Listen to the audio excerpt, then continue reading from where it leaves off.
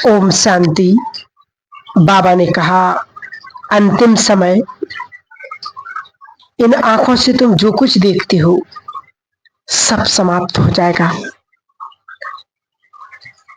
आग लग जाएगी। इसमें संबंधी भी आ जाते हैं और हमारे पोजीशंस भी आ जाते हैं, पदार्थ और दुनिया के अनगिनत आकर्षण भी आ जाते हैं। इसलिए देह संबंध कि आज मेरा तैयार है मन कि मेरे संबंधी, स्पेशलिटी, खून के रिश्तेदार अगर मेरे सामने शरीर छोड़ते हैं, विनाश काल में उनके ऊपर कोई मुसीबत आती है, क्या मैं आत्मा न्यारा रह सकूंगी? अपने आप से बातें करूं। क्या उनको देखते हुए मुझे बाबा याद आएगा या उनकी मृत्यु या उनका शोक? ये अपने आप से बातें करो, क्योंकि अंतिम समय में यही होने वाला है और ये बिल्कुल निश्चित बात है, 100% ये होगा। और आज हम सब देख भी रहे कि हो भी रहा है। कहीं बहुत जोर से आंधी आई, पेड़ गिरे, पहाड़ खिसके, अर्थक्वेक हुई और उनकी आंखों के सामने उनके परिजन उसमें समाप्त हो गए। तो इससे स्पष्ट है कि समय वो और भयानक आने वाला है, हम सब देख रहे हैं। तो बाबा हम बच्चों से यही कहते कि बच्चे, अब वो अंतिम स्टेज क्या तुमने बना ली है? क्योंकि मन तड़प जाएगा, दुख में चला जाएगा। 1 मिनट पहले हमारा कोई संबंधी शरीर छोड़े, नेक्स्ट मिनट मेरे भी कॉल आ जाए तो किसकी यादों में जाएंगी? 1 मिनट पहले मेरा मकान भूकंप में चला जाए, मेरी प्यारी चीजें बाढ़ में डूब जाए, नेक्स्ट मिनट मुझे जाना हो तो किसकी याद में जाएंगी? चेक करना होगा अपने आप को, क्या मैं तैयार हूं? क्या मैंने अंतिम समय के लिए वो स्थिति अपनी तैयार कर ली है, या मुझे चीजें, परिवार, बच्चे, धन संपदा ये याद आएगा? अपने आप ही बातें कर, अपने आप योग में अनुभव कीजिएगा कि क्या मैंने सचमुच वो स्थिति को प्राप्त कर लिया है, या अभी भी मैं उन चीजों में अटका हूं, लटका हूं, अभी भी मुझे वही चीजें याद आती हैं। अगर इस समय भी योग में हमें वो चीजें याद आ रही हैं तो निश्चित है कि हम अंतिम समय में फेल हो जाएंगे, क्योंकि समय बहुत भयानक मोड़ लेने वाला है। सचमुच समय ने करवट बदल ली है। ऐसा ऐसा होगा, बाबा ने कहा मूसलाधार बरसात होगी। सोचो, खाने के लिए अन्न नहीं होगा, उस टाइम पर क्या करेंगे? उस टाइम पर सिर्फ हमारी स्थिति हमारे काम आएगी। इसलिए अपने आप को, अपने जीवन को इतना सुंदर बनाए, इतना श्रेष्ठ बनाए जो भगवान भी नाच करे। कहते हैं कि जब आत्मा बाबा के पास जाए तो धर्मराज भी सैल्यूट करे और वो कहे कि कोई मेरा लाल आ रहा है। इस प्रकार से हम अपने आप को तीव्र पुरुषार्थ की स्टेज पर ले चलेंगे, क्योंकि अब समय तीव्र पुरुषार्थ का है, ना कि यहाँ वहां की बातों में उलझने का। बाबा हम सभी बच्चों को यही श्रेष्ठ पुरुषार्थ कराते कि बच्चे, समय बहुत तीव्र गति से आगे बढ़ रहा है। अपने आप को भी हमें उस समय से पहले आगे बढ़ाना है, क्योंकि अब जो कुछ भी होगा ये प्रकृति अपना महाप्रकोप, प्रकृति अपना खेल दिखाएगी।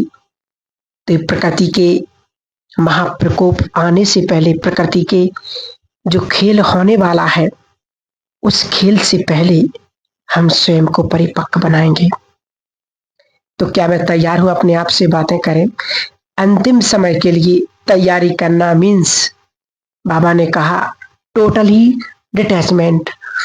और टोटली डिटैचमेंट होने के लिए बाबा ये नहीं कहेगा कि पढ़ना, कमाना, रिश्ते निभाना छोड़ दो और आकर के बैठ जाओ मधुबन में।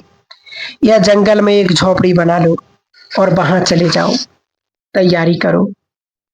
जैसे एग्जाम में सब कुछ छोड़कर पढ़ाई में लग जाते हैं बच्चे, ऐसा बाबा हमारे से कराने वाला नहीं है।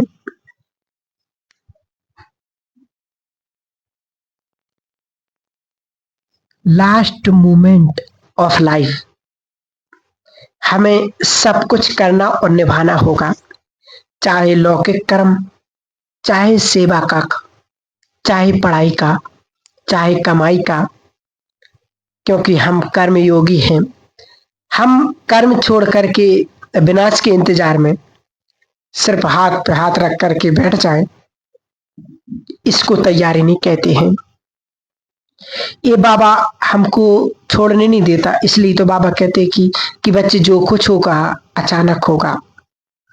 अचानक मीन्स ही कर्म भी करना है, लेकिन कर्म के प्लस माइनस के प्रभाव से मुक्त रहना है। कर्म की ये नेचर होती है कि कर्म हमें बांध लेता है। कर्म की ये नेचर है, कर्म हमें बांध लेता है। मन बुद्धि उसमें इन्वॉल्व हो जाती है। बहुत तरह के फियर्स, अनसर्टेनिटी और उसके रिजल्ट के इफेक्ट्स, उसके करने की विधि, मन की प्लानिंग इन्वॉल्व हो जाती है। यही हमारी सबसे बड़ी परीक्षा है कि करते हुए भी हम नहीं कर रहे हैं, बाबा करा रहा है। और कर्म कर नहीं रही, कर्म हो रहा है। कठपुतली नाच रही है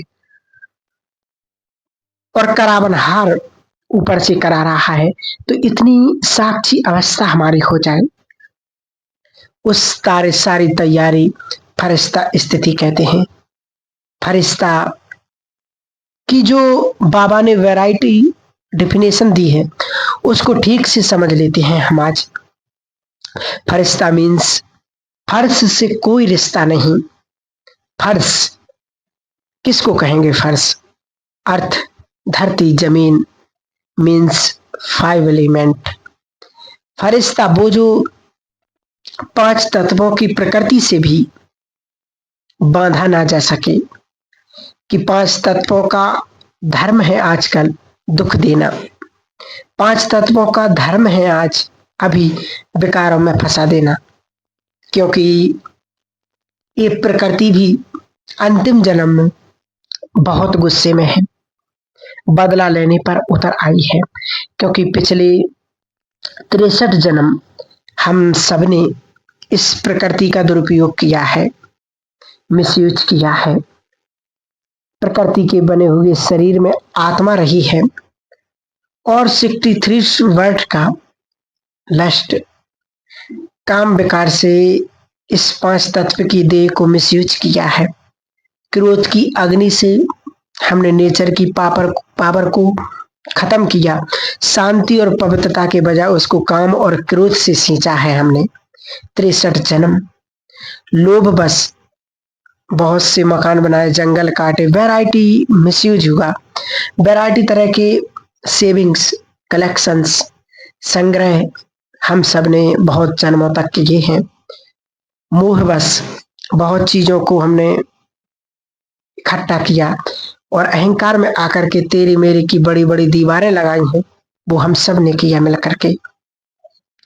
और नेचर को गुस्सा आया, बहुत क्रोध में है, बदला लेने आती है और अपने हर तत्व से बांधती भी है, दुख भी देती है।